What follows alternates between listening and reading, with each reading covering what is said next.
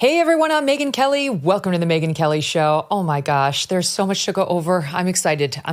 It feels good to set the record straight with all the lying that is going on in the mainstream media. It's cathartic for me to sit here and talk to you directly about what is real and the absolute lies being told to you in every corner of the media. The debate this week between former President Donald Trump and Vice President Kamala Harris exposed ABC's Trump derangement syndrome, as it has officially descended into no longer being a news organization. That is better for us to know. It's truly, between that Media Research Center report on how the coverage of Kamala Harris was 93% positive, 92, and Trump was 97% negative, and then what we saw on Tuesday night, it's great. It's great to have these reminders, because most of us aren't watching them like a hawk. We're off living our lives. But it's important to know these things. Of course, it's not just ABC. We are learning a lot about the biased corporate media in the wake of the debate all over the place, with organizations like Time Magazine, The New Yorker, and CNN proving they either do not know or do not care about Kamala Harris's actual positions. Actual positions. There are some egregious examples, and we're going to get to it all. Joining me now is Buck Sexton. He's co-host of the Clay Travis and Buck Sexton Show and host of the Buck Sexton Show. Don't miss a moment. Subscribe to this show on YouTube and follow me on Insta, Facebook, and X. Being able to run your business on your schedule is important. If mailing items like legal documents, checks, or marketing materials takes up a lot of your time, Stamps.com is the time saver you need. Cut down on hours spent on mailing and shipping with Stamps.com and do it on your timeline, not anyone else's. From small businesses to multi-location organizations, Stamps.com handles all of your mailing and shipping needs, wherever, whenever. Take care of mailing and shipping wherever you are, even on the go with the Stamps.com. Okay, all you need is a computer and a printer. They even send you a free scale. Easily schedule package pickups through your Stamps.com dashboard and get rates you can't find anywhere else, like up to 89% off USPS and UPS. Order shipping and mailing supplies, labels, and even printers from the supply store.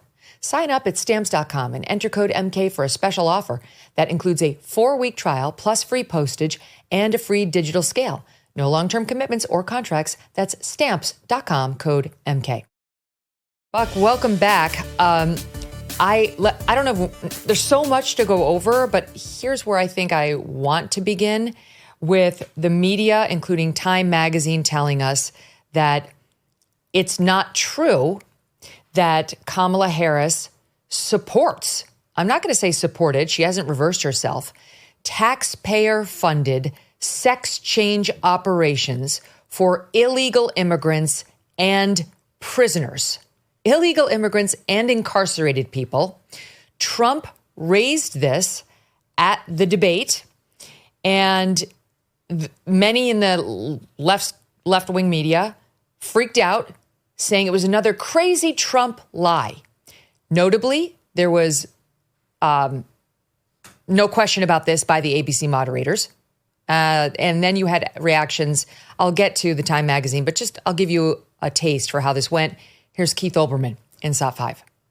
There was then an extraordinary moment in which, what were we expecting in an hour and a half long debate? 50, 60 outright fabrications and lies. All of them familiar. Well, we have a new one.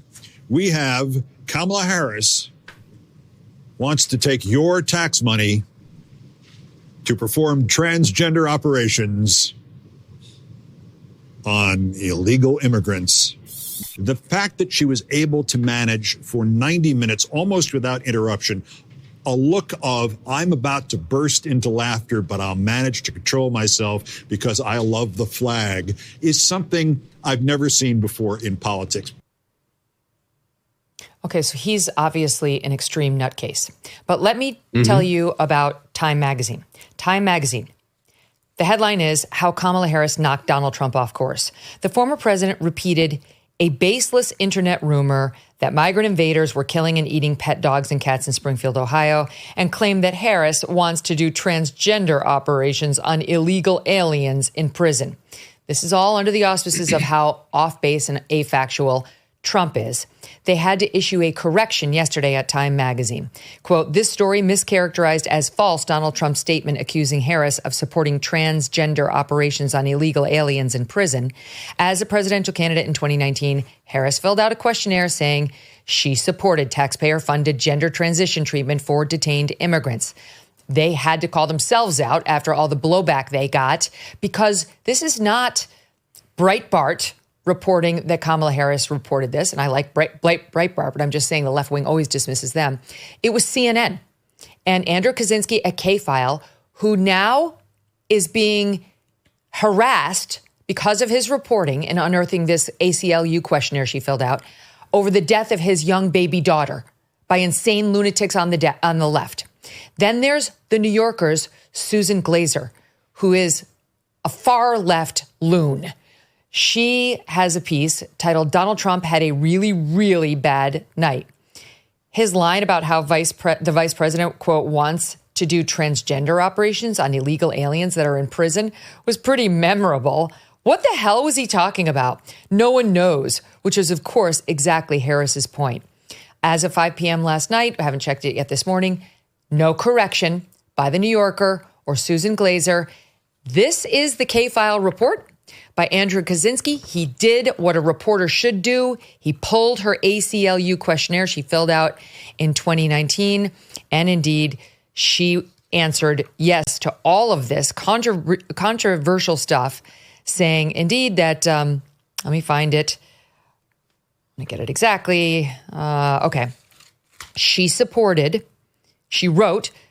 taxpayer funding of gender transition surgeries for detained immigrants and federal prisoners. Harris was asked if, as president, she would use executive authority to ensure that transgender and non-binary people who rely on the state for medical care, including those in prison and in immigration detention, will have access to comprehensive treatment associated with gender transition, including all necessary surgical care. Harris replied, quote, yes. And then she added, quote, this is her writing, it is important that transgender individuals who rely on the state for care receive the treatment they need, which includes access to treatment associated with gender transition. She viewed gender transition treatment, quote, as a medical necessity and said, I will direct all federal agencies responsible for providing essential medical care to deliver transition treatment. This is a scandal, and the media failure and actual pushback on it is a secondary scandal. And the fact that ABC did not raise this at all is a third scandal connected with scandals 1 and 2. Your thoughts? Well, first off, I've seen video of Kamala Harris, which is now circulating, where she essentially states that position and actually takes credit. We have it where she's speaking of what she did for prisoners. No, it's okay. I'll let you finish. Right, for prisoners. That's where she's speaking of what she did for prisoners. The additional bonus of funding these procedures for all illegal immigrants here is another piece of it. But I'm just saying, I mean, there's no question about this. The only question is how long the media thinks they'll be able to lie and then pivot. I mean, look, Megyn, as far as I'm concerned about all this stuff, is from what I see, it's a good news, bad news situation. I'll start with the bad news.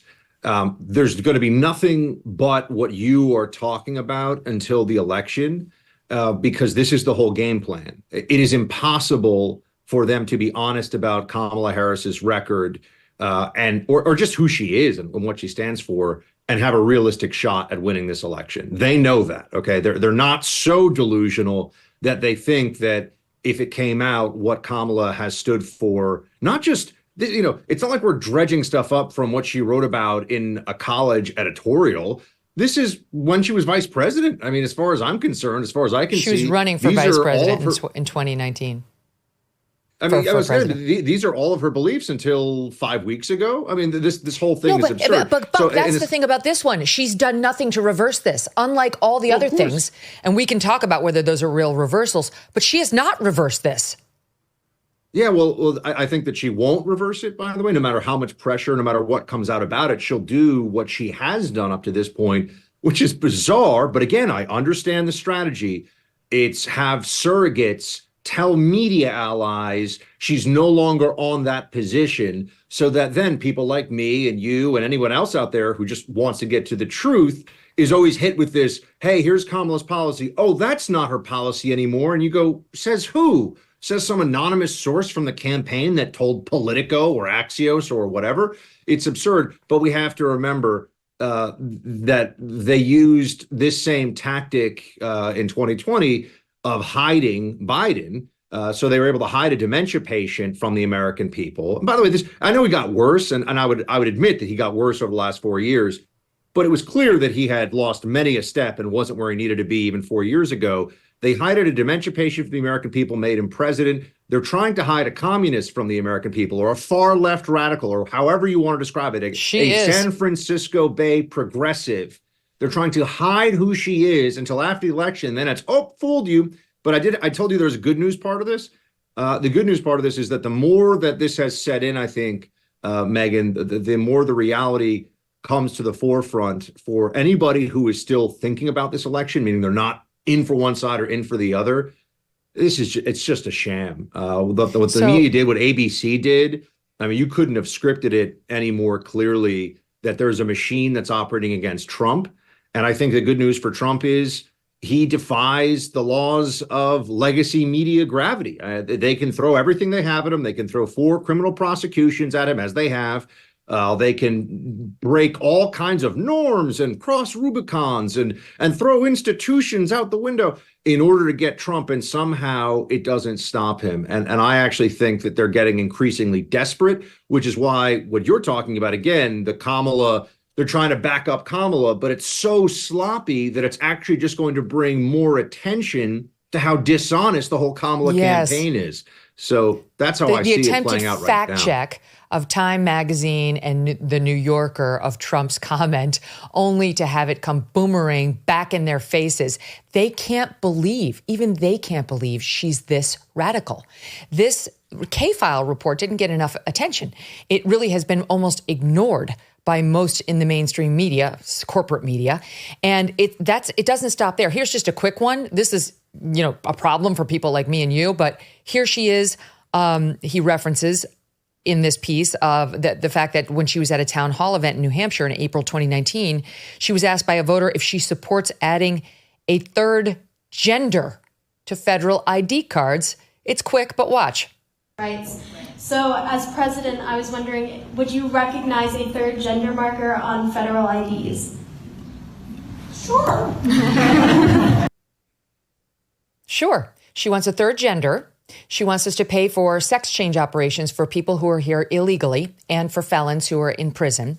And then this thing goes on to talk about what she wants to do on the border. Now she's John Wayne. She's down there. She's personally wants us to believe when she was AG and DA, she was down there making sure none of them there immigrants are coming across that southern border. It isn't true. This is, what she said. On immigration. When asked about criminal justice reform, she wrote she would end immigration detention facilities along with private prisons related to immigrants. Harris also said she supported decreasing funding for ICE dramatically, that she wanted to end the use of ICE detainers, meaning ICE requests to local and state law enforcement to hold an individual up to 48 hours beyond their release time so ICE can take them into custody. That's sanctuary city. What she's saying is she wants to make this a sanctuary country, that ICE would no longer be able to issue detainers anywhere, because she would like to end the use of ICE detainers so that all illegals who commit crime in this country, if arrested on petty crime, would not be turned over to ICE and deported. This is radical stuff. And then they point out that as San Francisco DA, she supported immigrants' rights by defending the city's sanctuary status. Yeah. Look, Megyn, the one area where I had some frustration with Trump, just in terms of getting across his message, was on the border, and really just on the invasion of this country by illegals who are overwhelmingly scamming the system. They know what they're doing. They're abusing the system, and they're abusing it really in collusion with the Biden-Harris administration. The numbers are absolutely staggering. I don't think Trump actually got out during the debate. And I think this is a good opportunity to remind everybody that when all's said and done, the number of people who are inadmissible, and you get into all these legal technicalities, right? There's a legal entry, but then they do secondary or defensive asylum requests. So then they're technically in the country legally for a period pending their asylum hearing. Oh, does anyone want to know how many people are pending their asylum hearing? It's in the millions right now. They're not going to be seeing asylum judges until 2045 or something. It's a total disaster. 10 plus million illegals coming into the country over the course of Biden's 4 years, which of course Kamala Harris is the number 2 and was the border czar for. And if anyone's wondering, what does enforcement look like under the Biden administration? If I could have just whispered this into Trump's ear, and again, I think overall, actually, him dealing with the onslaught really sort of did what it needed to do for him, which is just look at what a scam, what a sham this is. But if I could have whispered something in his ear, it'd be not only 10 plus million illegals, and that's an estimate, I'll admit that. That's actual illegal entries, which is over 8 million in 4 years. 10.4 million. Plus all the 2.34 under Trump. 2.34 under Trump's 4 years, 10.4 under Joe Biden and Kamala Harris. Go ahead. And that was the beginning of the scam, by the way, of using a whole bunch of loopholes that Trump then closed down and said, hold on, we can't allow this anymore. Biden intentionally opened it back up. But I think everybody needs to know that last year, 2023, for fiscal year 2023, 142,000 deportations total. And that includes people in most cases, that's not interior enforcement. That's people who were caught near the border and were turned away, essentially. So they've changed the way that they actually put numbers to this so that it can make it seem like effectively everyone needs to understand if you're in this country and you are illegal, the chance of you being deported, unless you kill a few people, and even then, by the way, if it's like a drunk driving accident, you'll have the ACLU saying, oh, human rights, is effectively zero.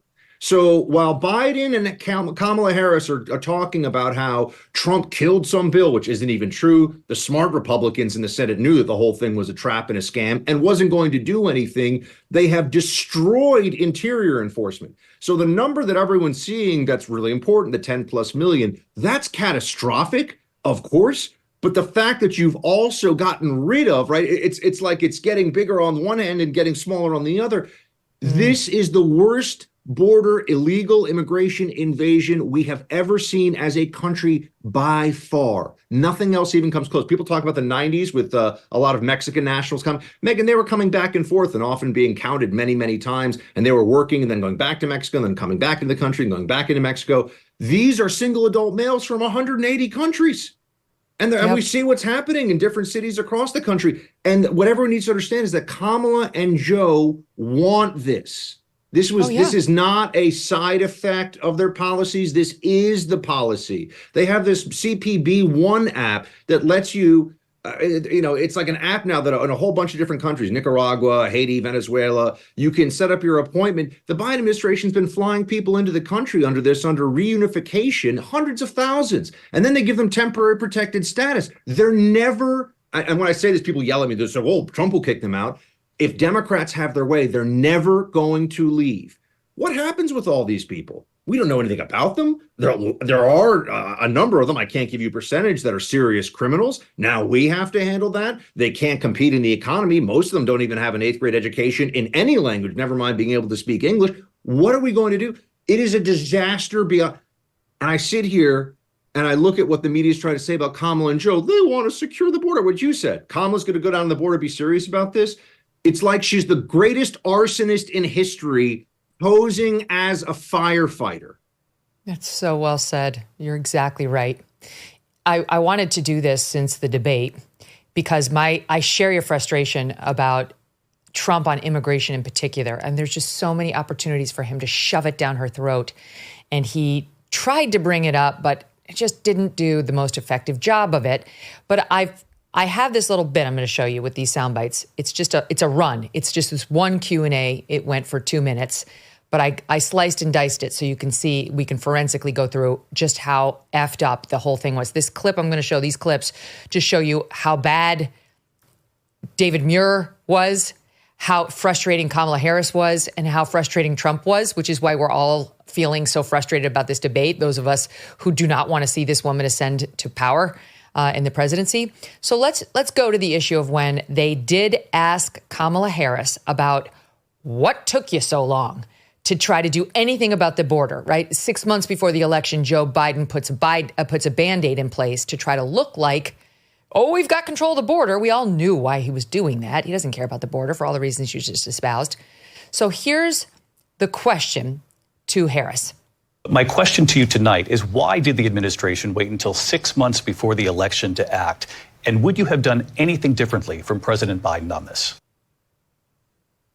Okay, good question. Why did it take so long? And would you have done anything differently? Here we go. Fair question. Let's hear what she has to say. So I'm the only person on this stage who has prosecuted transnational criminal organizations for the trafficking of guns, drugs, and human beings. And let me say that the United States Congress, including some of the most conservative members of the United States Senate, came up with a border security bill, which I supported. And I'm going to actually do something really unusual, and I'm going to invite you to attend one of Donald Trump's rallies, because it's a really interesting thing. Nothing to do with immigration. You will see during the course of his rallies, he talks about fictional characters like Hannibal Lecter. He will talk about windmills cause cancer. And what you will also notice is that people start leaving his rallies early out of exhaustion and boredom. So she pivots off of one of the most important issues in the country today. Why didn't you do anything about this? And would you have done anything differently than your boss to his rallies? And we all knew what was going to happen, because she was like, something shiny over here. And Trump, that is his trigger spot, his rallies, his crowd sizes, ran like Strudwick after the liver snaps when I throw them on the side lawn, ran for it with gusto. Here he is. People don't leave my rallies. We have the biggest rallies, the most incredible rallies in the history of politics. That's because people want to take their country back. Our country is being lost. Okay, so then you're like, oh, please pivot back to the issue. Please, Trump, bring it back to immigration. Like, shove all those facts that you just said down her throat. He could have brought up Laken Riley. He could have brought up the families he's been spending time with at the border, whose daughters have been killed at age 12 by these illegals crossing into America. He went a different way, which it was an issue, and it's fine to talk about. It was not the best issue. Here's where he went. And look at what's happening to the towns all over the United States. And a lot of towns don't want to talk. It's not going to be Aurora or Springfield. A lot of towns don't want to talk about it because they're so embarrassed by it. In Springfield, they're eating the dogs, the people that came in. They're eating the cats. They're eating the pets of the people that live there. And this is what's happening in our country. Now David Muir comes in to save the day more. Oh, here I am, objective fact checker. I'm going to hammer Orange Man. Watch. I just want to clarify here. You bring up Springfield, Ohio, and ABC News did reach out to the city manager there. He told us there have been no credible reports of specific claims of pets being harmed, injured, or abused by individuals within the immigrant community. Well, I've seen people on television. Let me just say here, this is the people on television say my dog was taken and used for food. So maybe he said that, and maybe that's a good thing to say for a city manager. I'm not taking this from television. But the people I'm on taking it from television the city saying manager. their dog was eaten by the people that went there. Again, the Springfield city manager says there's no evidence of that. Vice President Harris. Now the moderator is arguing with Trump over a city manager in Springfield, Ohio versus what Trump has seen on television. By the way, that's why you should not fact check a thing that is in dispute and has not been settled, David Muir. But things are spinning off the rails. How far away are we right now from the Joe Biden immigration policies and whether she would have done anything differently? So now he turns to Harris. This is your opportunity, David Muir, to get this thing back on track and look at her and say, the question, madam, was, would you have done anything differently than Joe Biden did? He does turn to Kamala Harris, and this is what happens. So I'll let you respond to the rest of what you've heard. You talk about extreme. What?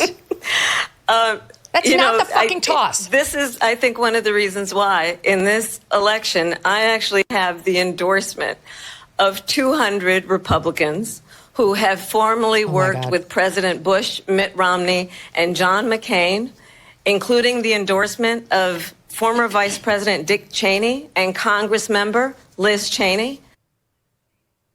The toss to her is not, would you have anything to say? I'll just follow up. Would you like to respond? It's, you didn't answer the question. You talked about rallies. And of course, what does she say? Nothing about immigration. All these Republicans love me. He's unhinged. This is why we felt sick when this thing was over. Well, this also shows you, and I like that you broke it up in that way. It's very clear that Kamala Harris memorized different little speeches and responses, and her whole game plan was get to speech A, get to speech B. It had nothing to do, and avoid, of course, actual policy discussion, which is what happened there. That was, I'll be honest with you, Megyn, like I'm having a little flashback trauma to watching that. Just because Me too. That was, if these are two boxers in a ring, that was Kamala Harris unsteady on her legs, ready for the knockout blow, and Trump going off into the corner and doing a little dance and waving, to people in the crowd. That for me, and it just makes me so mad because she knew exactly what she was doing, and it worked. Okay, you and I, it worked. Mm-hmm. She was able to evade like a charm. Worked like a charm, and Trump went right for it.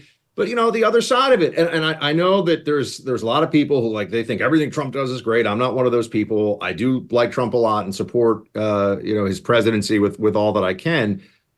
He's a great presenter and entertainer. He's not a skilled debater. Those are different skill sets. You and I know, there are people say, oh, so and so is so good on current events. I'm like, they read off a piece of glass. They don't know anything, right? I mean, they're even within media, people can have different areas of competency or lack thereof. Same thing in politics. But I do think that because of I don't know if persecution narrative is the right way to put it, but because of the sense that everything is always stacked against Trump by the establishment, this very much plays into that. Trump has never had a great debate performance, has never had a great debate performance. I don't know. And I yet don't has agree still with that. won. I don't agree. Which one? He sliced and diced those Republicans in 2016. Oh, I'm thinking about general election debates, but yeah, I mean, he's very good and funny when he has. What was amazing about Trump in the general election, in the primary against Republicans, was how much he was able to command the stage, right? Like you've got 8 other people there or whatever it was. And it was like Trump and really nobody else was there. And that's like a superpower, right? I mean, really, most of the time you have all these politicians like, excuse me, they look like the kid in the class who really wants to get in and answer all the questions. And it's just not Trump just stands there and with limited time was always the center of attention no matter where he was. And he was actually center stage because he was first in the polls.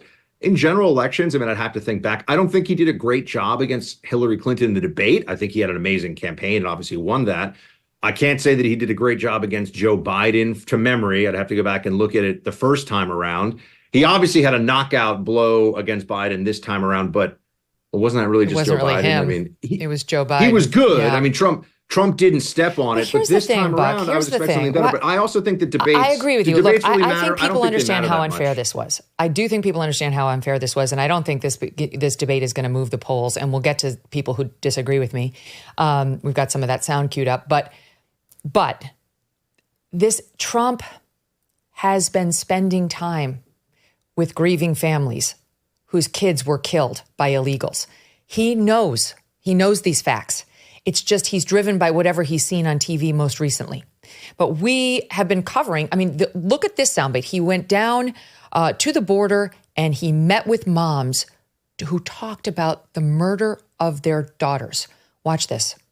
My daughter was just 12. She had dreams to be famous. She wanted to be a famous actor. June 17th was the day her life was taken. She was left with no clothing from the waist down, was thrown in a bayou, left.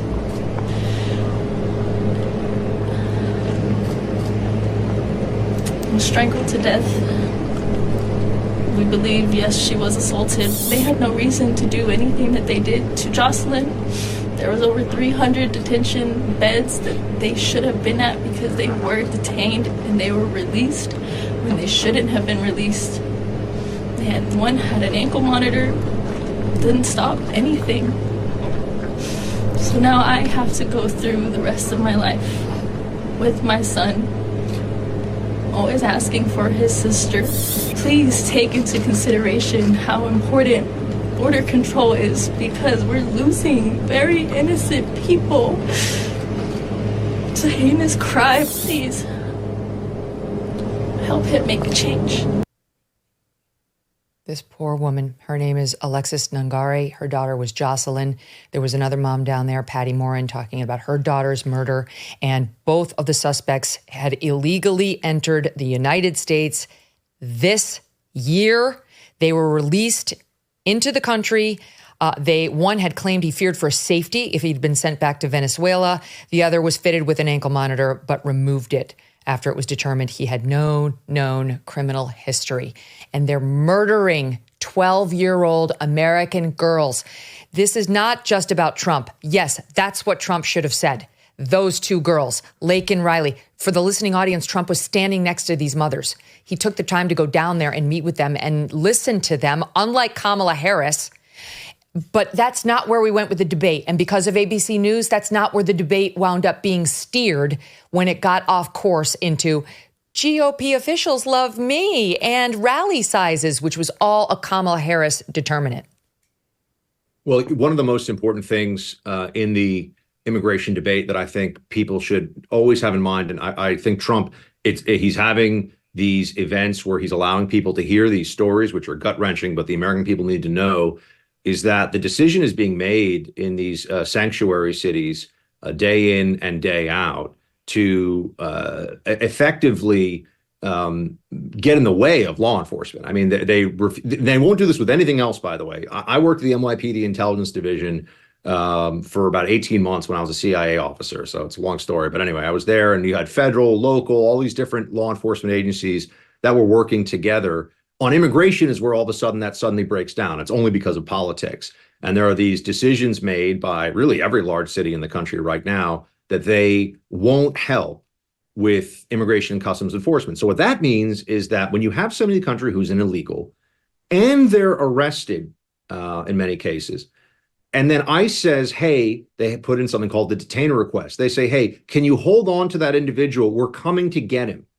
In New York, in San Francisco, in Chicago, in LA, go down the list, they say, no, we will not help you, federal law enforcement. We are specifically letting this person out so that you can't get them. And sometimes those individuals, in some of the most high-profile cases recently, by the way, go on to murder, rape, do heinous things. After they're in the country illegally, they broke an additional law, whatever it may have been, to be taken into custody. But the people in charge, who are Democrats, think it is more important that we import the third world and pay for all their stuff than to protect the American people from exactly these kinds of situations. I just think it's so important, Megyn, because, you know, there's this idea like, oh, all these illegals come in. How could we know? No, they specifically decide that criminal illegal aliens, which I know is kind of saying the same thing twice, but I mean additional criminality to their legal status in the country, they don't want to deport them either. They don't want to deal with, you know, the ACLU and Amnesty International, all these groups. They're going to say that's a human rights violation. You mentioned that this guy said that this, you know, this one perpetrator said that he fears violence in his country. I've been at the border. I've seen the wristbands that are just in massive piles on the ground that say that you've paid off the cartel, different colors or whatever, to make sure that, you know, they know what your status is. That's how much of a business this is for the drug cartels, by the way, which means a tremendous amount of human trafficking, of sex trafficking, of minors. I mean, horrible stuff going on at the border, making the cartels billions of dollars. And they train people. They actually tell people that all you have to do is say that you have a credible fear in your home country, and you'll be able to get through this screening process at the border because we're a bunch of chumps. They actually sometimes they have little sheets of paper, Megyn, that they're trained to read off of. And the Border Patrol guy has to go, okay, credible fear of violence in your home country. 180 countries? It is so much worse than 90-something%, I think, of the country honestly realizes. Yes. And we're being scammed in ways that, I mean, you know, I'll tell you, my relatives in New York City who live right in Manhattan, they see it and they understand it in a way that very few people do these days. It is a mess. Well, that's why it was smart of Trump, though, maybe not our number one issue to raise. I mean, I would have rather heard about the dead Americans, the dead children, but it was smart of him to raise what's happening in Aurora, Colorado, and in Springfield, Ohio, because these are two of the centers that have been overwhelmed, in one with Venezuelan migrants in Colorado and one with Haitian migrants in Springfield, Ohio. Overwhelmed, these towns are, with these migrants that have been shipped there by the Biden administration. The City Journal, which does they do great reporting in general, but in a piece entitled Chaos in Aurora that came out the day of the debate, how the federal government subsidized the migrant madness in suburban Colorado, does a great job of documenting what happened in Aurora with these Venezuelan migrants, some of them members of gangs who have taken over a series of apartment buildings there and unleashed terror, that some have been implicated in attempted homicides, shocking security footage showing heavily armed men forcibly entering one of the apartments. Look at this. And that this is all at the Biden administration's hand. The story begins in 21 when the Biden administration signed the American Rescue Plan. They allocated $3.8 billion of federal funds to Colorado. The city of Denver declared itself welcoming to migrants and drew on the reservoir of money to launch an emergency migrant response resettlement program, wanting to house and provide services to this massive flow of migrants Joe Biden had allowed. Denver signed multi-million-dollar contracts with two non-governmental organizations to provide housing and services and so on. They created a magnet, is what they did, Buck. And now the citizens of Aurora, Colorado are overrun. And what's happening in Springfield, Ohio is equally disturbing. We've now spent 3 days arguing about whether cats are being killed. There are testimonials that they are. The city manager says it's not true. I don't know what's real. I know that poor city is overwhelmed. And you want to know how I know? Because we watched that entire city commissioner meeting, not just the most incendiary sound bites, which we've shown the audience of the guy claiming that ducks are being beheaded and eaten from the local pond. There's also a 911 call of people calling saying they're stealing geese and killing them. There's also a Facebook post of somebody saying they skinned a cat and hung it up like a deer. Unverified, but it's there. But listen to this woman talking about what her life is like living in Springfield, SOT 9.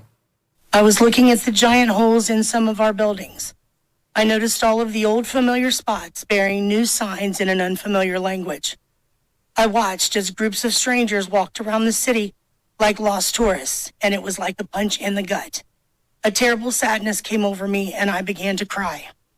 I immediately started to think back to when I was little, walking from my grandma's house on South Fountain through downtown and all the way to Snyder Park, going to Wren's to get new school clothes and shoes, the excitement of the mall for lunch at the Blue Fox, or even better to see Santa, riding down High Street, admiring the beauty of those stately homes and their amazing architecture, dropping pennies in the fountain and making wishes. And now, all those warm memories are becoming fuel to the fire of anger inside of me. I feel like we have been invaded by some sort of pest. I'm angry that my friends and family are packing up and moving away. I'm angry that foreigners are using up the resources that were set up for the Americans that reside here. I'm angry that another country's flag was being flown in our city. I'm angry when I see our businesses and recreational areas littered with garbage left by people that do not know or understand our laws and culture and are making no attempt to learn about them. And let me be clear, this is not about race. This is about people being given the privilege of coming here from another country and having no respect for our people, our land, or our life's work. People living their life here the way they did in Haiti, angry, stealing, polluting, living in filth, and acting like animals. These are not civilized people.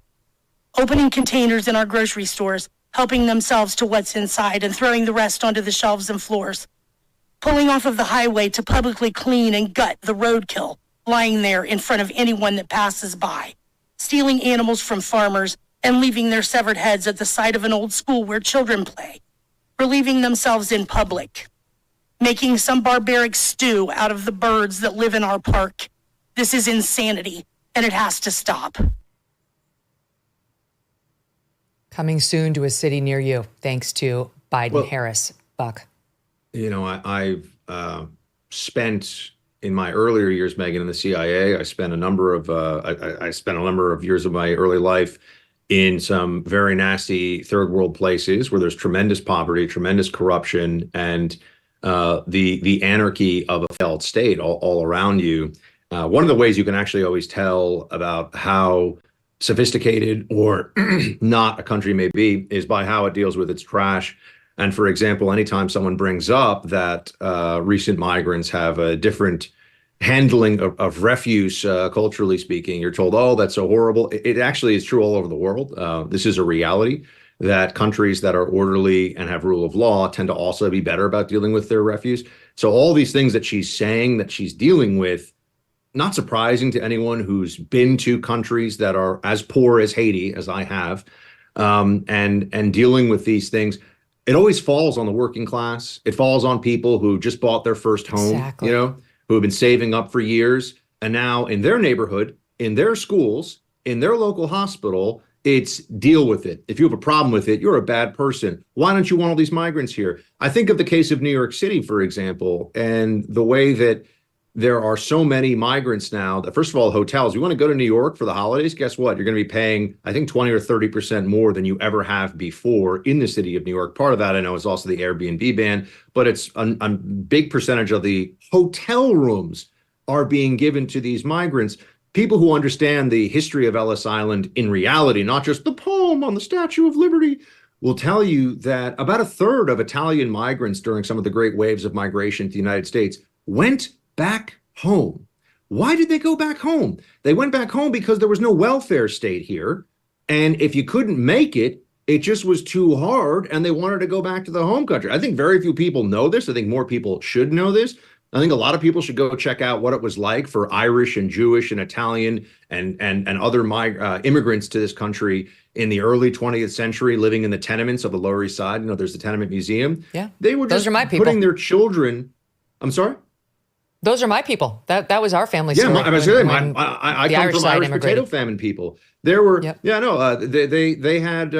would have outbreaks of cholera and typhus, and they'd be stacking their children dead out front like firewood, and nobody cared. It was a different time. People who talk about this like, oh, give me you're tired, you're poor, you're weak, you're hungry. They're showing up now with food cards and free housing and free medical care. If this is the new policy, we need to take in 1 billion poor people who don't give a crap about America, but they want free stuff. We can't actually do that. They sent Trump's accountant. I know this seems like a huge digression, but I don't think it is at all. They sent Trump's accountant to prison in Rikers Island for not putting company use of a car on his taxes. But then they're giving people who are not even supposed to be in the country free hotel rooms with your tax dollars. I mean, think about the country we live in. Think about the two-tier justice system that exists. This whole thing is absolutely insane. And I mean, if I were Trump, this affects the economy. This affects our cultural and political continuity as a nation. I think this is the biggest issue that exists right now. And Kamala and Joe Biden are the worst ever on this. It's not even close. Obama was the reporter-in-chief badass compared to them. Yep, I agree. And it's not, yes, we have these reports about what's being done to animals, but you don't have to go that far. Listen to what that woman said. There was a young boy who was killed after one of these migrants hit a school bus. 20 children were injured and one boy killed. And he was not the only one. Take a listen to this soundbite again from the city council meeting on Tuesday. It's at 12. My mother-in-law, Kathy. On December 1st, I received a phone call that changed my life forever. She was collecting her trash can from her driveway when a car struck and killed her instantly. A task she had done over 2,000 times, spanning 4 decades in Springfield. That morning, though, a Haitian immigrant was allegedly driving recklessly when he struck and killed her. I say allegedly because to this day, there's been no punishment. Not even for the expired tags on the vehicle he was driving. Months before she was killed, I began noticing the reckless driving and complete disregard for our driving laws by some members of the Haitian community. It made me angry. But now my anger has turned to fear for the safety of my family and the citizens of Springfield. Okay, but let me just add to this, Buck, because this is how the media is coming after it. Do you see this story everywhere? Do you see what's actually happening in Springfield, Ohio, or Aurora, Colorado, all over the news? No, this is why Trump and others have raised it. For whatever reason, this pet narrative has gotten more attention. And this is what NBC, Yamiche Alcindor, says to JD Vance when she gets access to him. This is how she decides to hammer him on this whole issue. Watch this in SOT 16. Competence of Kamala Harris. Senator Vance, what do you say to Haitian Americans and Haitian immigrants who say spreading false claims about them put their lives at risk? Well, I don't think that no one has spread false claims. What they've said is that a small migrant community, 20,000, so it's big for the city of Springfield, but it's small compared to all Haitians in the United States of America, that small migrant community has caused a lot of problems. It's led to higher rates of communicable diseases. That's a verifiable fact. It's led to animals disappearing. Many of my constituents have said that has been happening. It's led to higher home prices. That is a verifiable fact. So this influx has led to a lot of But you said that immigrants have eaten animals, and city officials have said that that's not true. City officials have said that's not true. That's not actually accurate. What they've said. Springfield city manager said there's no evidence that immigrants are eating animals, and you have been saying, and Donald Trump just said on stage that they are eating animals. I'm asking you. Yes, I'm asking you. I'm asking you. Can you answer go the ahead. Question? Can you ask the question and then let me answer it? Yes, please. The city manager said there's no verifiable evidence. A lot of residents on the ground have said that there is. That just means the city manager, I think, isn't fully in touch with what's going on the ground there. I've heard from many of my own constituents who have seen these things with their own eyes, who have seen these abductions with their own eyes, who have seen geese being taken out of local parks and slaughtered in front of their eyes. What do I think is a bigger problem? Insulting 20,000 people, or the fact that my constituents can't live a good life because Kamala Harris opened the border? Perfectly done. Yeah, I just want to note that there were some people on the right who were, JD Vance, they were getting all worried about him. JD Vance is a super high wattage guy who I think represents the American dream for all, for all races, for both genders, which is you don't have to come from a lot and you can make a tremendous amount of yourself. And I think that doesn't get nearly enough attention these days because it's all, you didn't build that and it's the state that has to help you and everything is collectivist. It's garbage. I know that's a little bit of a digression, but I just think JD from our side, got a lot of people all of a sudden questioning, like, JD is incredibly sharp. He's not, by the way, he's not even like a friend of mine or anything. I'm just objectively looking at I think his skill set. That never happened on this show. What? We've always been very supportive of the pick. I love JD Vance. Yeah. No, I've defended I'm just saying, there were his people... morality, his honor. I mean, I got to know him a bit back when I interviewed him 5 years ago and 6 years ago now. He's an Republican panty grabbing over JD Vance and him not being like a Nikki Haley was ridiculous at the time. He's proven himself to be a brilliant pick by Trump. And, let's be honest, if JD Vance had been under the same kind of fire Trump was under the other night, it probably would have been handled much differently, which is why some of us are looking forward to this VP debate. Yeah, well, I think JD Vance is going to wipe the floor with Tim Walz to anybody who, look, Walz knows he's sort of his like cuddling. I'm just a Midwestern dad. I got so much flannel. I mean, we all know where he's going to go with some of this stuff. Fortunately, it's just, he's such a clown. But he's also weird. I think Tucker's been saying that a lot, and I agree with Tucker. There's something Tucker says he's a creeper. He goes, mark my words, that guy's a creeper. I mean, I don't think Tucker's wrong on that. So, but back to the substance of what JD was saying here and what he's saying about the sort of Haitian migrant community in this area. Find me any town of 40,000 people anywhere in the world and dump 20,000 foreigners on it who overwhelmingly don't speak the language, certainly don't share the culture, and are suddenly just there, essentially. Of course, supply and demand is still a real thing. Housing costs are going to go up. Emergency room access is going to go down. My friends, New York City did a study, I think it was about 6 months ago, 30% of ER visits in New York with 8.6 million residents, 30% of them were illegals, were the migrants. You know what that means? You go in there and you've actually like dislocated your shoulder in a fall. It's, we've got these guys who've come in who, They have to get first line services here. And the places that get hurt most, Megyn, are the places that don't even have the resources. New York is spending billions of dollars. Springfield, Ohio doesn't have it in the budget to handle this. But this is what the Democrats are doing all over the country. We have a wide open border. Our country is falling apart in slow motion because of this. Anybody who understands the issue can see it. And I just hope that Trump, I don't know if there's going to be another debate, but I hope that the campaign makes this very clear to everybody, because single biggest thing they're going to try to do is find some way to do. People keep saying, oh, they can't get amnesty through in Congress, Megyn. There are a million little tricks they'll pull where the amnesty isn't even going to matter because they'll have been here for 10 years. We're living in amnesty right now. We have a de facto amnesty at the moment. It is an amnesty. Buck, basically. I got to run. Yeah. I thank you for coming on. It's great to see you, my friend. Good to see you. Thanks, Megyn. Well, speaking of Tucker, you guys want to tell you tonight I'll be headed to Kansas City, Missouri to appear with Tucker on the road. He's been doing this sort of road show thing, and I'm really looking forward to it. I think there are a couple of tickets left. Last we checked, it was like 95% sold out. So that was a couple days ago, but check it out. It's tuckercarlson.com/events. And Kansas City, can't wait to see you this evening. If you're tired of the same old coffee from those mega corporations pushing their woke agendas, listen up. It's time to take a stand and support a brand that truly embodies American values, Blackout Coffee.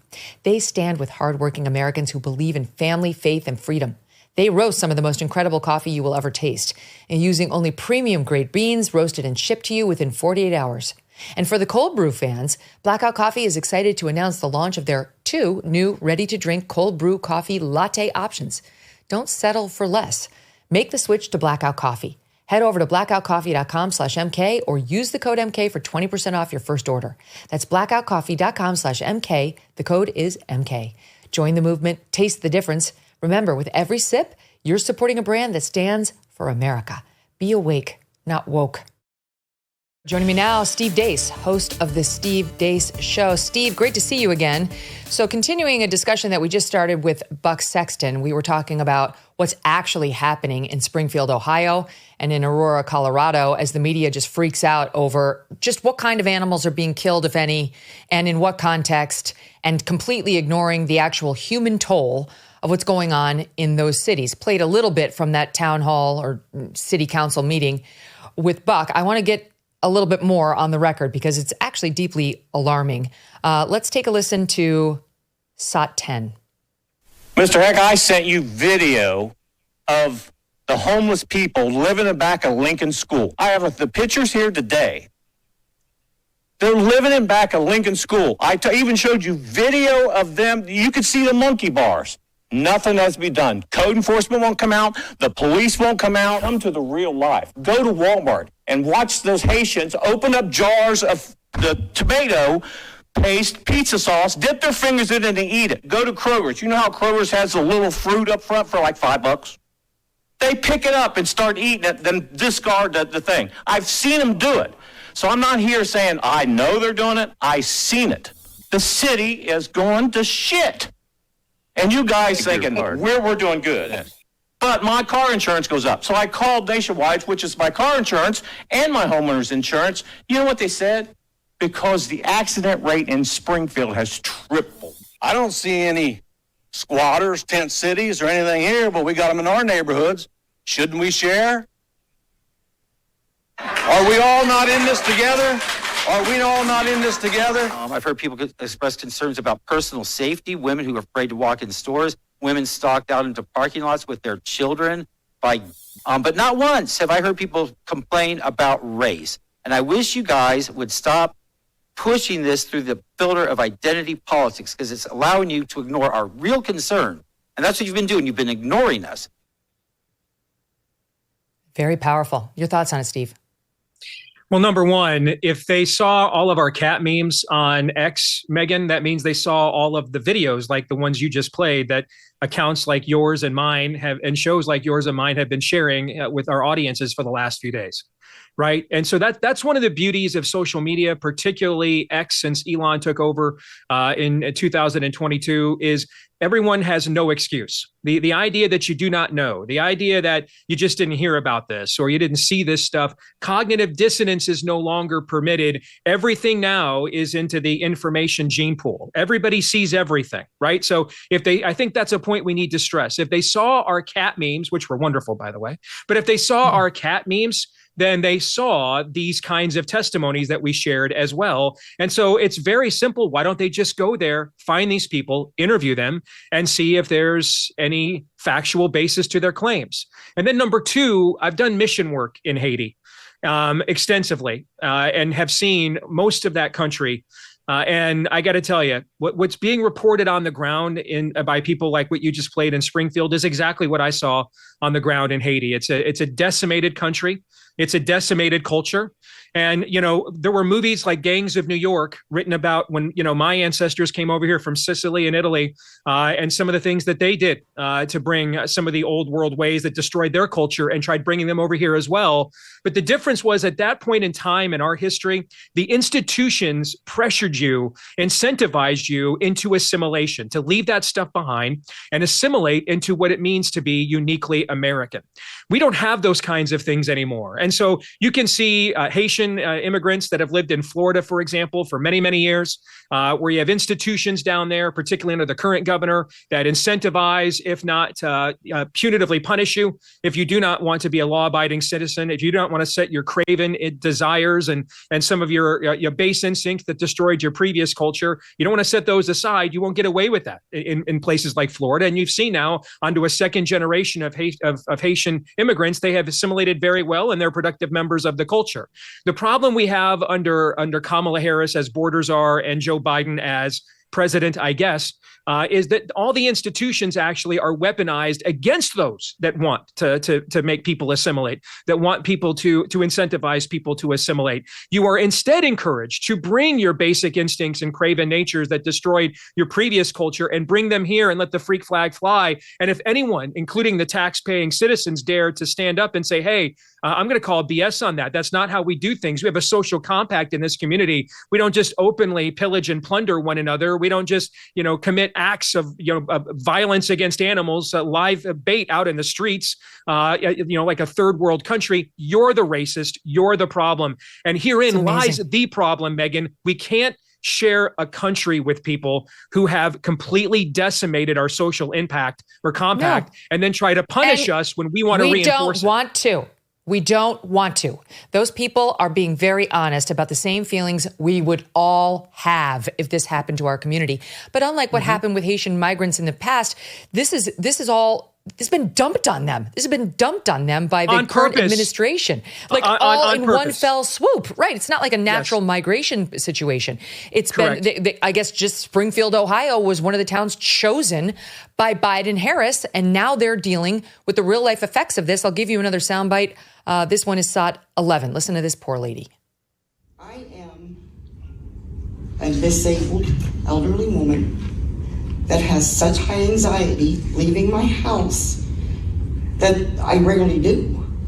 And when I do, I'm armed and I have my 120-pound pit bull with me. I've been followed. I've been groped. I'm 58 years old. I've been called racist because I'm white. I'm scared. I'm scared for the women here.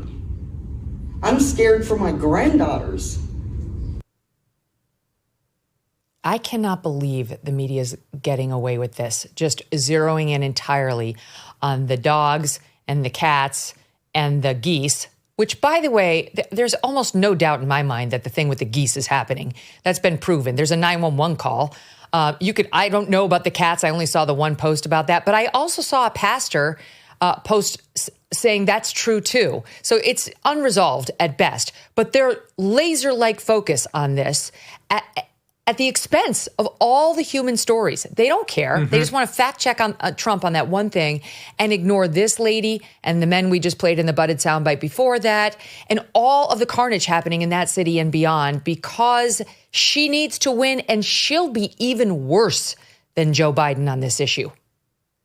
You know, I remember during COVID, when Regeneron, that was the antibody treatment, was really helping to save lives. And just as the Sun Belt was getting its seasonal wave of COVID, suddenly the Biden administration starts rationing that treatment. Right when those states that just so happen to be voting red right now, right when those states need it the most. I wonder, is Springfield, Ohio being punished?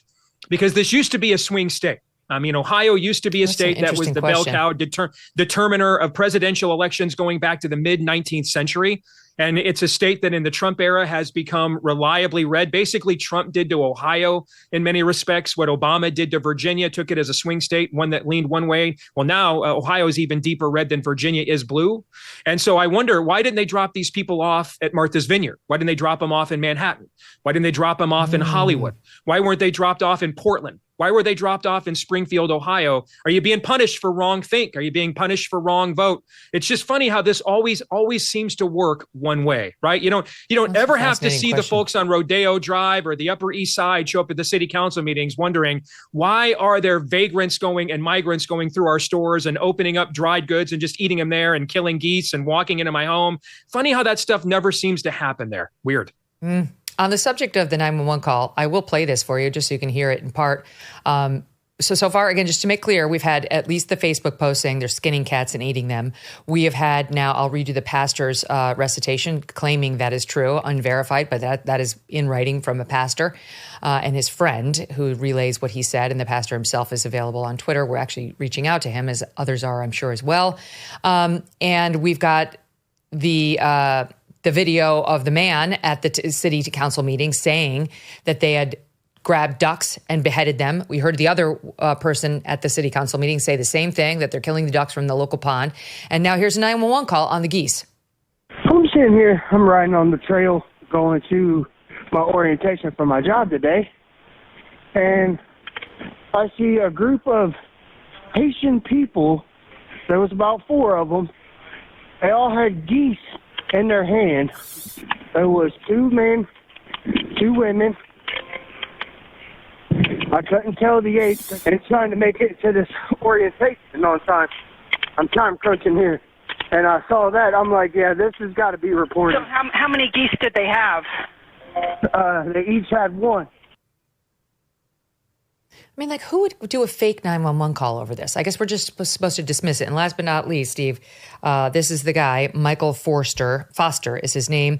He's the pastor of East River Church and co-author of It's Good to Be a Man. He lives with his wife and 8 children on a small farm in Ohio, which is outside of Springfield.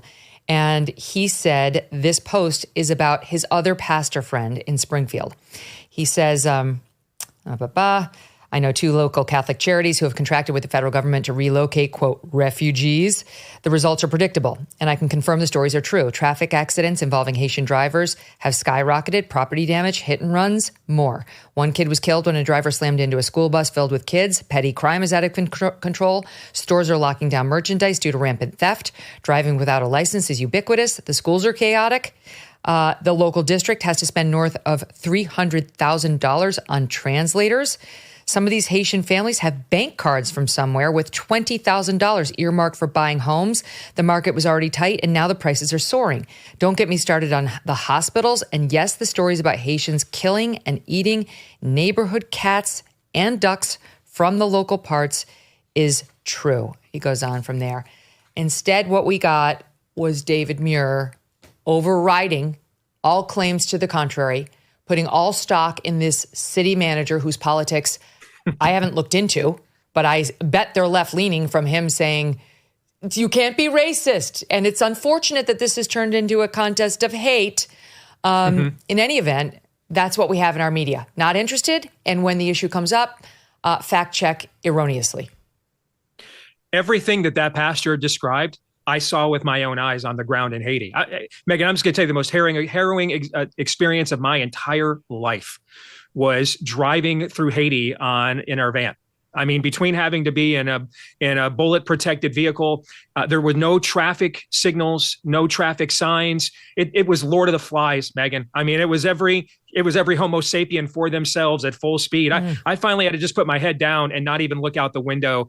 I was going to have my very first ever PTSD on time real board experience. So everything, and then the practices of the culture in terms of etiquette and food, everything that he describes is what I saw on the ground in Haiti.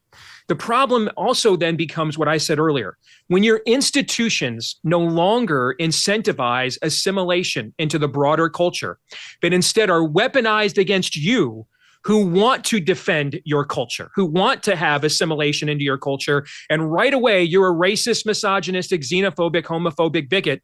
That just goes to show you right there, the conditions are on the ground for this stuff to be true. It's what's in their culture. I saw it with my own eyes. On top of that, we've all lived through the last few years, and we know that our border's been wide open. Our institutions are weaponized against us. Your former network has been running a graphic for 2 months about the jobs for immigrants compared to native born. I mean, it's almost as if I was trying to stir up, and this weird thing that Biden has been saying whenever he's lucid about, we've got bombers, you guys can't shoot us. It's kind of weird. If I was trying to instigate and stir up the populace of my opposition to act out so that maybe I could act against them, these are really the kinds of things that you'd be kind of doing in order to stir those kinds of feelings of resentment and sentiment, a lack of agency, a lack of representation. Nobody listens to you. This stuff is really sinister.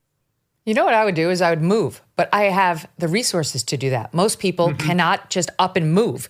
And particularly in this economy with these interest rates, this is the worst housing market since at least 2006. And when you factor in the overall cost of living now and the overall taxation level now, I would economically argue it's the worst housing market in American history right now. It's not easy to move. By the way, if I moved, then they'd accuse me of white flight.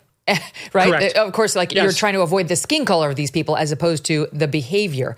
On the subject of fact checks and these ABC debate moderators, because we're still on that as well, the Seattle Times weighs in with this fact check of Trump. Trump was out there the other night. Do we have what he said teed up, or I'll just tell the audience what he said? Okay.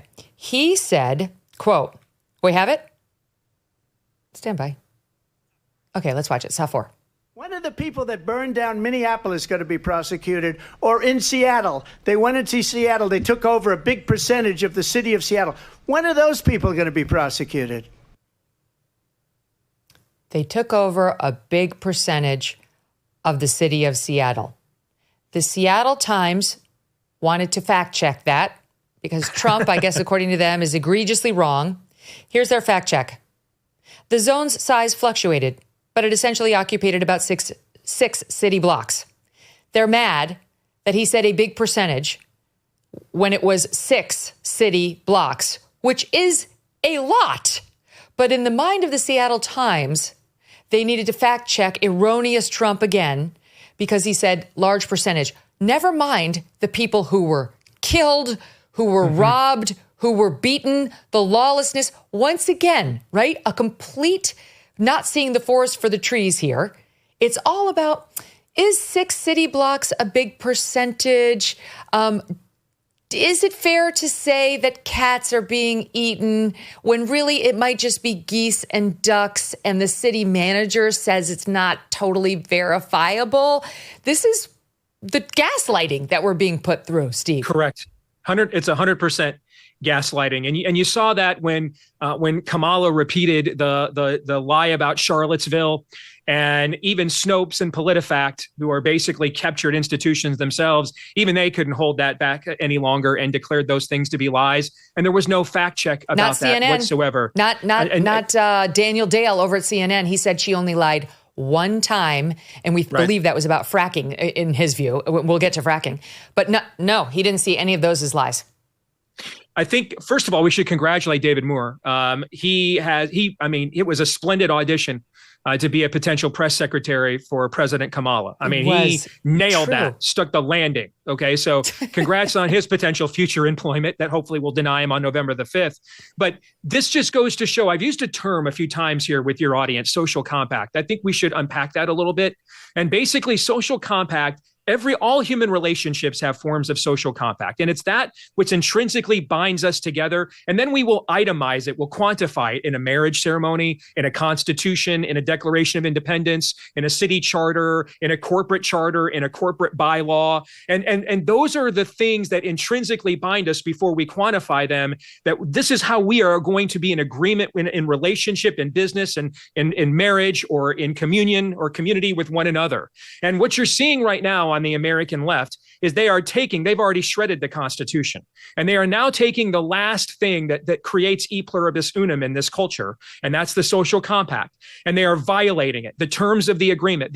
These are the kinds of things, if you've ever been a child of a divorce or watched a family member go through a divorce, when the relationship deteriorates to the point now that you will say the things out loud to each other that when you wanted the relationship to continue, you would never dare say.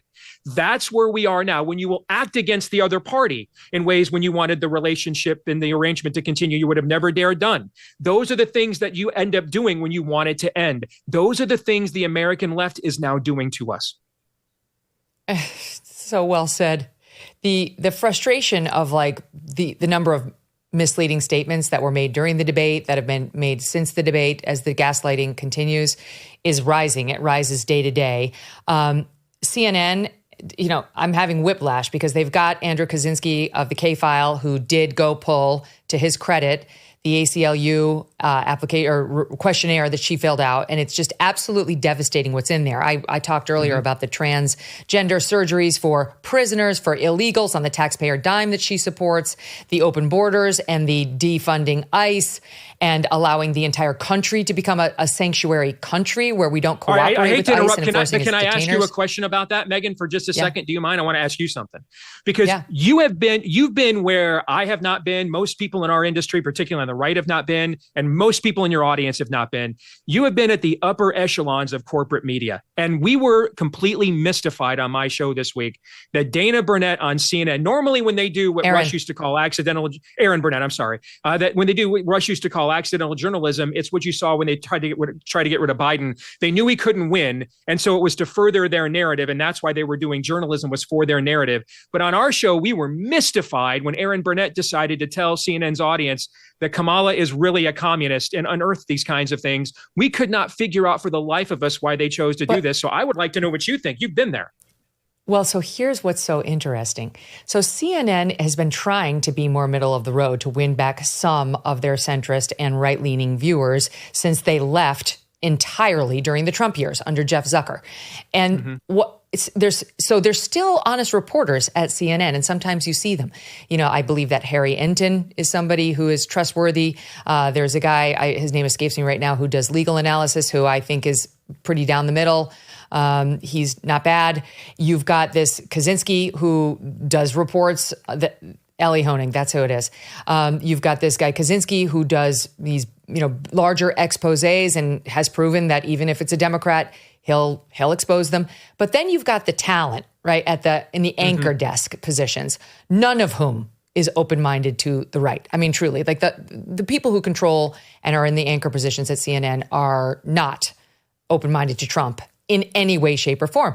So Kaczynski's done this big report, and they've got to air it somewhere. So Aaron Burnett has him on. Okay, fine. What did you find? But she has no idea how far left Kamala Harris is. To her, this is downright shocking. To all of us, we're like, yes, we understand she's an insane left-wing loon. But here's what happened when he went on her show. She said she supported taxpayer-funded gender transition surgeries for detained migrants. She also said she supported taxpayer-funded gender transition surgeries for detained migrants. She actually said she supported that. She wrote and answered in the affirmative when she was asked this. Oh. And she said she also supported it for federal prisoners. She doesn't believe it. Just like Keith Olbermann didn't believe it, the New Yorker Susan Glazer didn't believe it, Time Magazine didn't believe it. They just live in their own bubble, Steve. There's an old joke about the morning after the 1972 election when Richard Nixon mopped the floor with George McGovern, and a reporter for the New York Times gets into an elevator and they're just stunned at the results of that election, which were almost a mirror of the blowout LBJ had over Goldwater just about a decade earlier. And the New York Times reporter is said to have remarked, I don't know anybody that voted for Nixon. And one of the last corporate media appearances I did before the media went from biased but usually credible on facts to just openly narrative casting and malfeasance as we see today is NPR. Their news hour brought me on the day after the 2016 election. All right, and can someone explain to us from the right what we missed here, how we all got it wrong? And I asked, Judy Woodruff was hosting the show, and I asked Judy, how many people live on the air, how many people in your newsroom? You guys talk about diversity, and I come out of the newspaper business, and I heard it at the newspaper I worked at all my career. Diversity, diversity, diversity, as if it's a mantra. Okay, but what about ideological diversity? How many people in your newsroom go to church at least once a month? How many people in your newsroom are even moderately pro-life? How many people in your newsroom have ever voted for a Republican not named Mitt Romney or John McCain? And it got really quiet and really silent on the other end of that discussion. And Megyn, that's the last time that the NewsHour on PBS ever invited me on. Oh, no. Oh, that's unfortunate. No, you're exactly right. I've told the audience this before, but I was invited to go out west and speak with all these, all the tech companies that you know. And I spoke with many of them. And one of the things that they were looking at was, how do we win back right-wingers? How do we become more fair when it comes to the way we cover the news? And I said, get some Republicans in here, actually employ them, put them on your corporate board, include them in the discussion. Yeah, that didn't happen. On the fact checking. So here's CNN. You saw Erin Burnett. It was a great point that you raised. She was stunned. She couldn't believe her own reporters reporting. Not for nothing, but this guy Kaczynski, this poor guy has been through a lot. His baby daughter died a couple of years ago, and he talked about it wrote about it on Twitter, and it was absolutely heart-wrenching. And if you have a heart at all, you watch this and you thought, oh my God, the humanity, and you prayed for him and his family. And I saw he was attacked. He's getting actually attacked by a lot on the left over this report. The tolerant left. And I'll just give you one of the comments. At least your dead daughter will never know what a terrible person you are. Oh. Because of this report. I'm so sick of being lectured to by these people about how they're the tolerant ones, and people who are more right-leaning are racists and intolerant and hateful, right? This is such an absurd.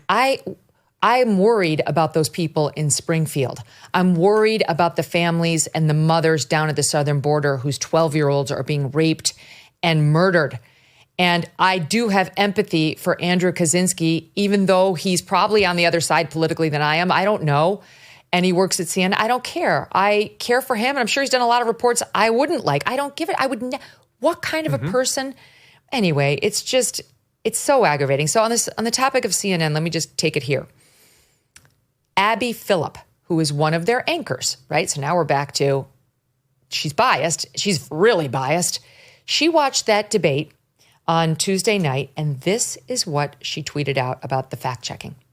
Just FYI, when there is asymmetrical lying, there will be asymmetrical fact-checking. Okay, that's her.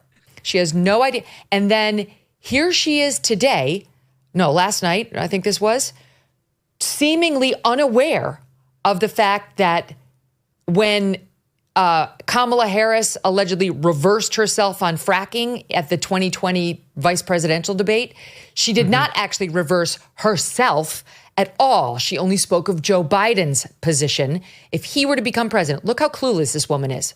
She, in 2019, when she was running, she said, I'm done with, fracking. We're going to do away with it. You can't say you're going to do away with it. They had her dead to right on that. What you can say as a candidate that I'm not in 2019, I'm not in 2020, and you know what? I changed my mind. Well, I guess the reality of it is that she reversed herself in 2020. Like that. That's not true. No, she didn't. But you know, that's not accurate at all. But you know what? But it's a weak argument. No, stop. It's a lie is what it is. Look at that. She had no idea. She doesn't have to, Megyn. She doesn't have to. There's no accountability. No one systemically gets held accountable for almost anything. I mean, Julie Swetnick still out roaming the streets, claiming Brett Kavanaugh's a marauding rapist. Okay, no one's ever held accountable for anything. And when you create an enclave of people where it's just the two of you just sitting around and smelling each other's flatulence and saying, "Boy, that smells like rose water." That's the best I've ever. That's the best I've ever torn one off. And no one questions that kind of reeks, guys. No one interrupts. No one interjects. No one calls BS. No one gets held accountable. No one goes to jail. Of course you don't have to be fact checked. You are the facts. You don't have to know the truth. You are the truth. You are your own ministry of information. You are a law unto yourself. And that's what you see in this media culture. It's been funny, by the way. I don't know if you've been watching Nate Silver's feed here for the last couple of weeks since he flipped his model to favor Trump. And he is spending half of his time subtweeting people on his fellow leftists who now he is suddenly a hack. Now he's suddenly terrible at his job. Now he is suddenly a sellout. Now he suddenly is in the tank for Trump. When I knew that we were really in trouble with corporate media, when we had gone, it was 10 years ago, the New York Times sent a reporter out here to Iowa to profile me before the Iowa caucuses for my role of influence in that process. 10 years later, they wouldn't even dare acknowledge someone like me exists. And when I knew that we were really in trouble, that we had moved from bias to malfeasance, is when I saw what happened to Andrew Sullivan. And for people that don't know who Andrew Sullivan is basically the Benjamin Franklin of the modern gay rights movement. He was their first great intellectual that was taken seriously by mainstream America and invited to the table of corporate news shows to debates as openly gay. He was even, with Neil deGrasse Tyson and Zack Snyder's, Batman versus Superman as a figure of pop culture and a mock panel on cable news. He was, and it's a name I know you know, he was a celebrated name. Well, what happened is when he saw the trans stuff and everything else getting introduced, and now we're going to try to, give drugs we give to pedophiles in prisons to kids to deny them puberty and all this crazy stuff we're seeing right now, he starts speaking out against that. And he's like, morally, I don't agree with that. Not to mention, I think politically, if you guys are trying to erase the gains that we have made on our side in this last generation, doing that to people's kids and that kind of backlash is a great way to do it. He got totally excommunicated by the movement he basically helped to found and he mainstreamed. And and that told me, if there is no room at the inn for critical thinking for the likes of Andrew Sullivan, who's street cred on the left, who when many of these leftists who would say things like that you mentioned to Kaczynski, when they were still in diapers, dude was out fighting people with my belief system, frankly, in the culture war. If there's no more room in the critical thinking in for the likes of Andrew Sullivan, if I've got more in common with Andrew Sullivan than he does with corporate media, that gives you an idea now how that process is irredeemably broken. Mm-hmm. All I could think of was, a couple of people made nasty comments about Tim Walz's son at that debate, and whether they knew he was special needs or not, I don't know. But it was vile and it was gross. It was inappropriate. And it was a story that went everywhere. I wonder whether anybody, even at CNN, will report on the hate that Andrew Kaczynski is receiving because of this report. If bringing up his deceased baby daughter, is that something CNN might report on just for the dignity of its own reporter and to defend its own reporter? I wonder. I'll wait. Here's what's in the news now. As the reaction continues, the left is celebrating what they think was a clear victory for Kamala Harris.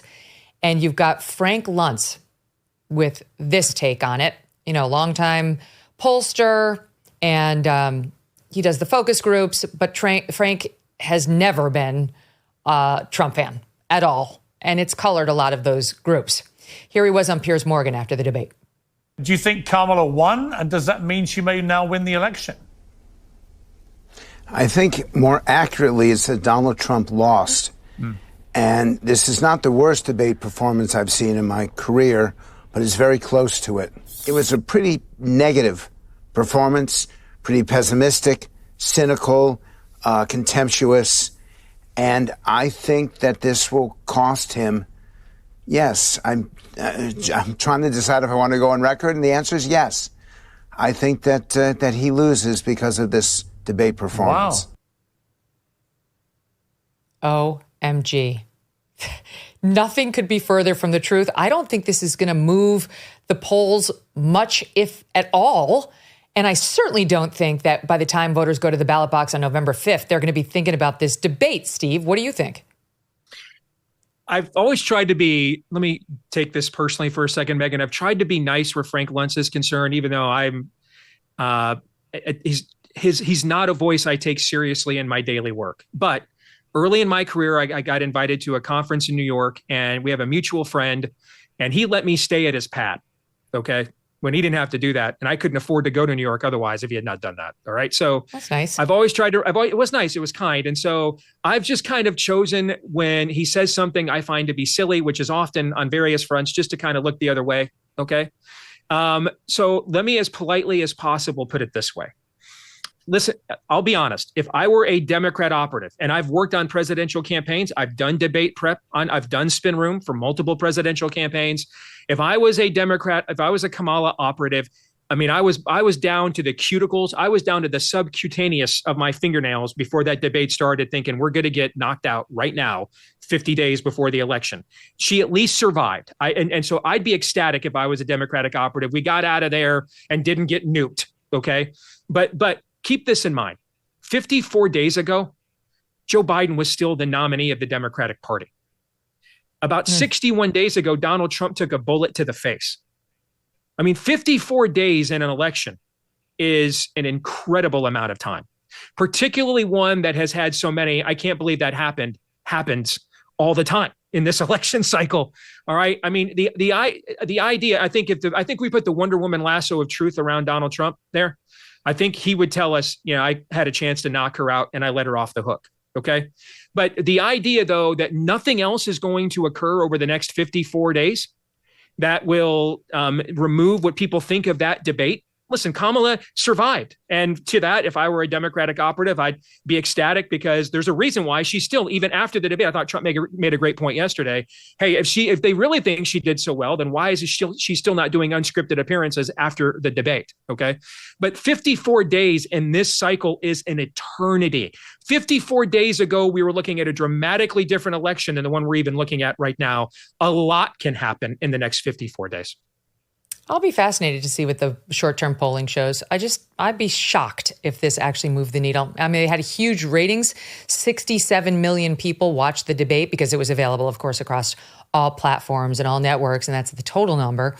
I bet the ratings were bigger in the beginning for the first half hour where Trump did a little better than they were as the debate went on. But I think people are too dug in on their general feelings about these two. And the flash focus groups done by the various networks, CNN, CBS, after the debate showed that. If anything, people tended to be moving a little bit more towards Trump.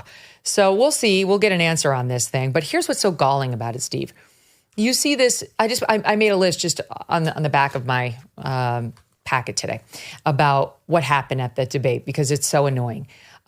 She tried to claim that Trump was lying when he said she wanted a mandatory firearm buyback program. That was a lie by her. She said, stop lying. It's a lie. She's on camera saying she wanted. In fact, we have that queued up in a budded soundbite of what she said at the debate and what she's actually said in the past. Here it is. This business about taking everyone's guns away. Tim Walz and I are both gun owners. We're not taking anybody's guns away. So stop with the continuous lying about this stuff. I support buybacks, and it's something I'm so passionate about and so looking forward to being president to address. We've got to deal with this. How mandatory is your gun buyback program? It's mandatory. Stop with the continuous lying about this stuff. Unbelievable. Done by the redheaded libertarian online. A great fact check. No fact check by David Muir or Lindsay Davis. Trump called neo-Nazis very fine people and the bloodbath. Yeah, okay. Trump did try to self-fact check that on the stage, so I can give ABC a pass on that one because Trump jumped in and tried to do it himself. Trump claimed that babies are being killed outside the womb. That is true here in America.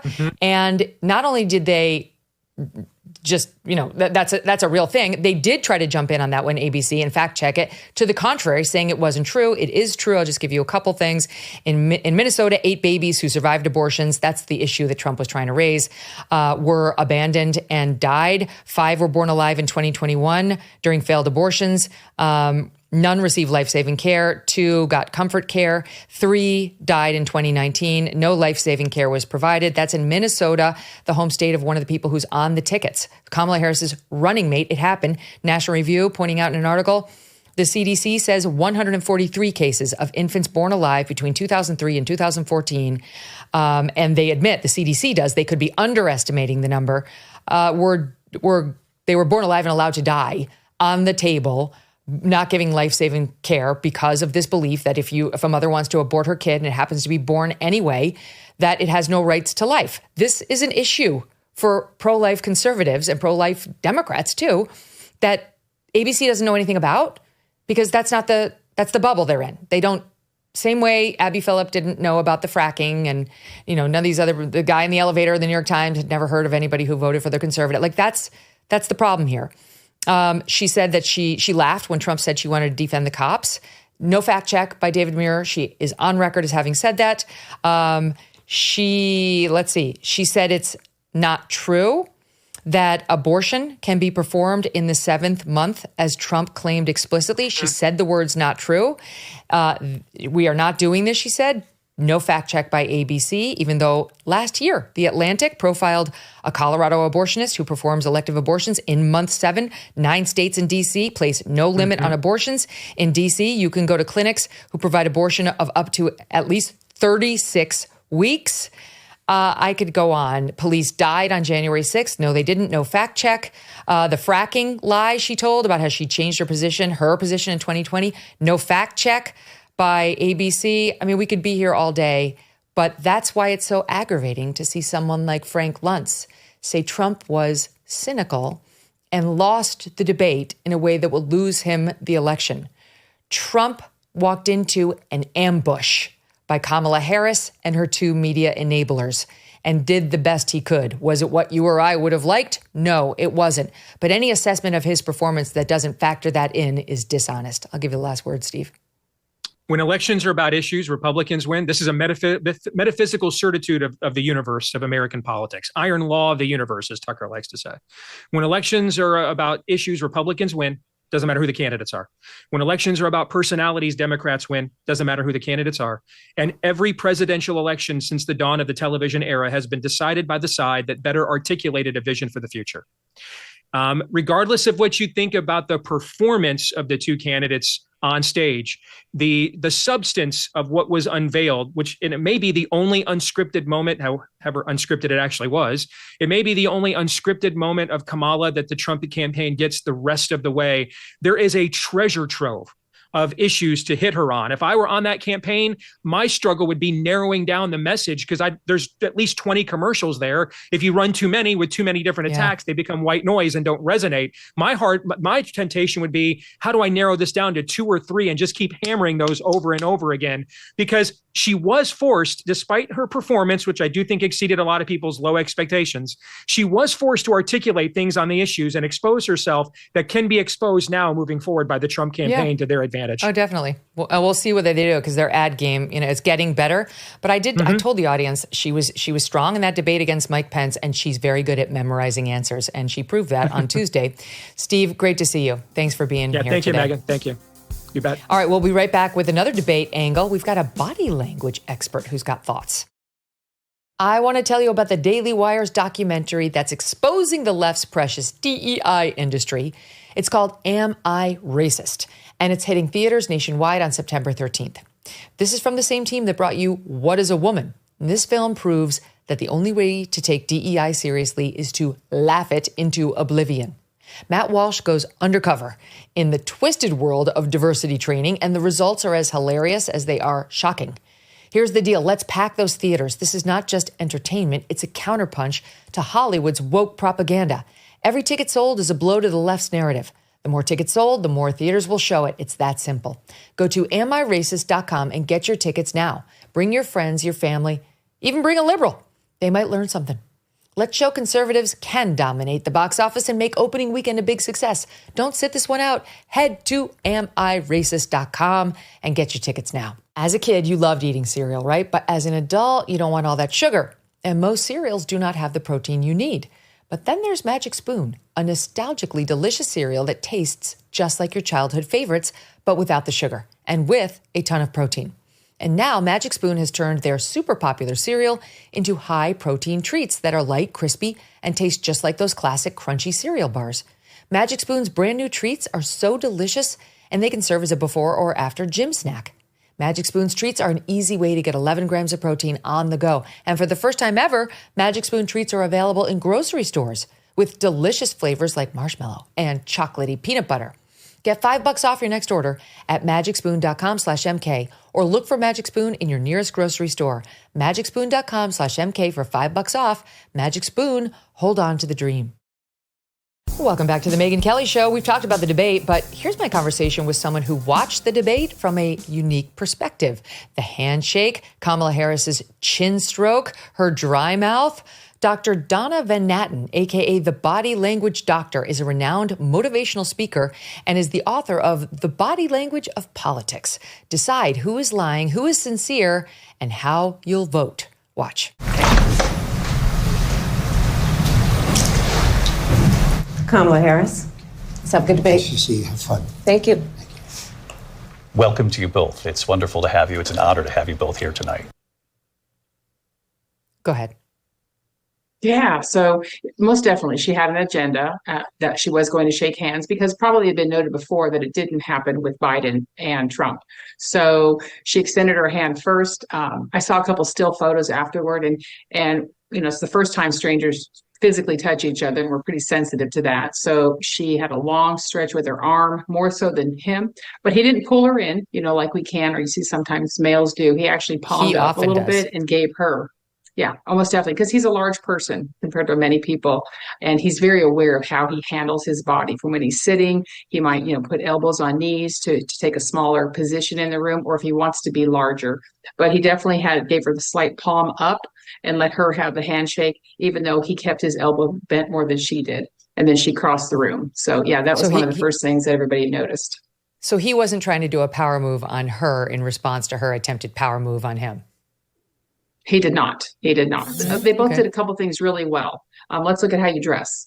You know, he had the traditional, I mean, he dresses very well, you know, at this point in his life. The red, white, and the blue, very intentional. Both had the flags on, you know, the little details. But they did a pretty good job with her as well. They knew to put her in a suit, a slight heel, nothing that would be wobbly. And her top, very modest on the chest area, and the way the fabric flapped over kind of simulate a tie, but not be as masculine as a tie. Neutral nails, neutral makeup, hair done. So I would give it to them both that they knew that they were going to be on a global stage and to dress the part. Yeah, and no distractions in the dress. That's really what you want to avoid in their position. No one should be thinking about your dress, your jewelry, or you know your hair, etc. Right. She did, in the first half an hour of the debate, have quite a few facial reactions to what he was saying. We've got a bit of a video montage put together. Can you talk about what you noticed on her physical reactions to his statements? We can just play it and talk over it. Yes. Right. So that's putting the hand to the chin is very intentional because typically we don't touch our faces unless we want to trigger a reaction or an emotion. And typically when you see the hand to the face, it's an evaluation. So she's subtly or very overtly considering what he says, but the smile on the face, it's not a genuine smile. That would be a Duchenne smile, says that she's entertained or amused by what he's saying. And yes, as part of her prepping, she knew that she would look at him often. And as part of Trump's prepping, he was not going to look at her. He was focused straight ahead. Hands almost never left the podium unless they were making a point, which they both at that point used their hands to draw, to make the point. Open palms for both of them, except at one time in Harris's final takeaway where she had a slightly closed fist to make her point and the passion that went with it, that she was really ramping up on her speech. Other than that, both Trump and Harris did have similar use of hands.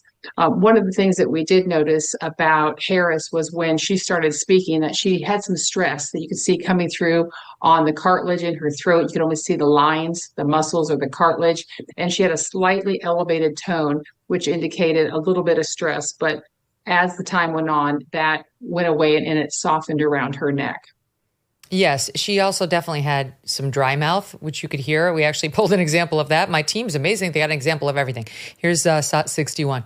Same old tired playbook. A bunch of lies. What the Wharton School has said is Donald Trump's plan would actually explode the deficit. Donald Trump hand-selected 3 members of the United States Supreme Court with the intention that they would undo the protections of Roe v. Wade. And they did exactly as he intended. What do you make of that? But we call that, it wasn't lip smacking, but it was definitely dry mouth. Whereas when we look at over 100 micro expressions of the face, from the squinting of the eye, does it match the face, to the raising of the eyebrow, like a surprise, to being sarcastic in response, to pursing of the lips, like he had almost like a donut or a pursing at one point when she was talking about something, almost when you close your lips tightly together, that you don't, you're literally holding the words in so you don't say them. We look for symmetry in beauty and everything and in our faces. And when we break symmetry with a smirk or a disgusting or a tilting of the head, it catches our attention because something is going on inside their head that's being displayed through their bodies. And that's what we try to pick up on. Because technically you could turn the sound down and we'd be able to figure out a lot of what they're saying just on how they're engaging or not engaging with each other. That's what the challenging part is, that we were limited.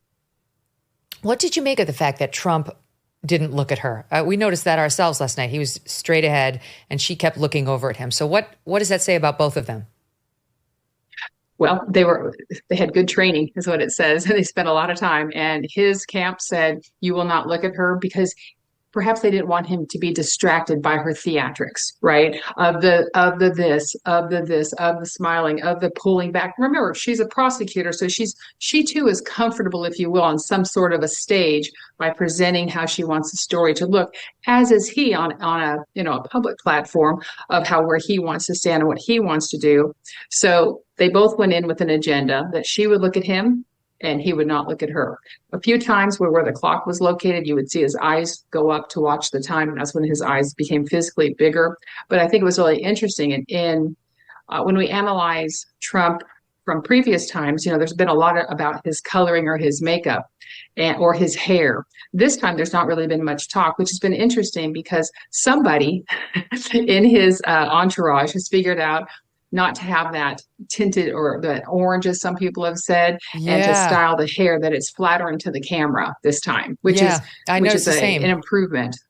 Mm-hmm. He did not look orange last night. He looked like just a little tan, like a golfing guy, as opposed to his sort of signature color. Thanks for joining us today. Tomorrow, Dr. Casey Means is here. Oh, I can't wait to talk to her. This is the doctor who was on Tucker like a month ago, and RFKJ mentioned her in his Trump endorsement speech. I've read her book. There's so much goodness in here, you guys. You're going to want to hear this. We'll see you then.